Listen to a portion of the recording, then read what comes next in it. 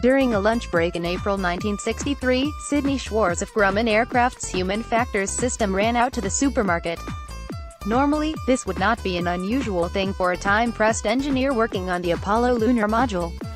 However, Schwartz was looking for something, and he wasn't sure exactly what it was. What he needed was one new ingredient for a foodstuff he had conceived of for use on space flights. To the bewilderment of coworkers, Schwartz was developing a structural material that could double as emergency rations. He dubbed the product ESM, for edible structural material. Surprisingly, the Grumman advanced development staff had taken an interest in the concept. Working in Grumman's Plant 12 on the morning of that April day, Schwartz had made several trial batches using powdered milk, cornstarch, wheat flour, bran, and banana flakes, all baked in a press. The results were encouraging but not completely satisfactory. Strolling the aisles of the supermarket, Schwartz came upon something he thought would do the trick. Hominy Grits was a cream of wheat-type cereal popular in the South, and here it was on a supermarket shelf in Bethpage, New York. The grits would add texture, just as gravel does in concrete. That afternoon he baked a new batch, using hominy in place of bran, and produced a workable, edible batch of ESM. Cost, $4.90. The foul-smelling brew was baked at 300 degrees under 3,000 pounds of pressure. The result was a dark brown crystalline structure that looked like, and some say tasted like, masonite. Tests proved that it could be cut, machined, drilled, and threaded. It had a hardness factor of 87, masonite's is 80. Best of all, in the weight-critical lunar module, it weighed only 0.04 pound per cubic inch, and provided 350 calories per 100 grams.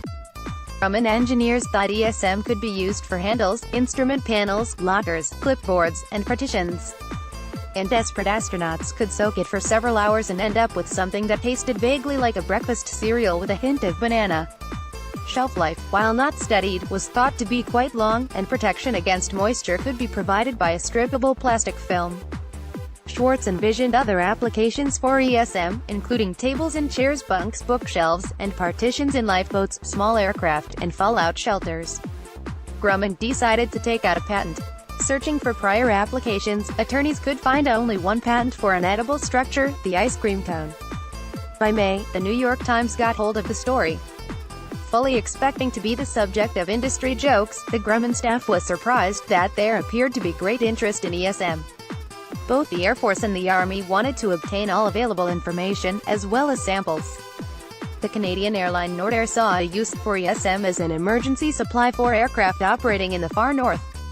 "We made this mash that looked like dog food and molded it into boards," recalled Grumman crew systems engineer Howard Sherman in an interview in the early 1980s.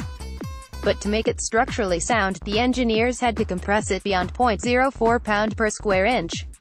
Soon that became too heavy. Besides, we all figured the astronauts would probably run out of oxygen and suffocate long before they ever had to eat the stuff anyway, said Sherman. So we finally had to say no to the idea. By the end of 1963, the edible structure idea had crumbled. Retired engineer Mike Solon remembered it fondly. "It tasted awful. Couldn't even sell it to the Marines, like this article." Sign up for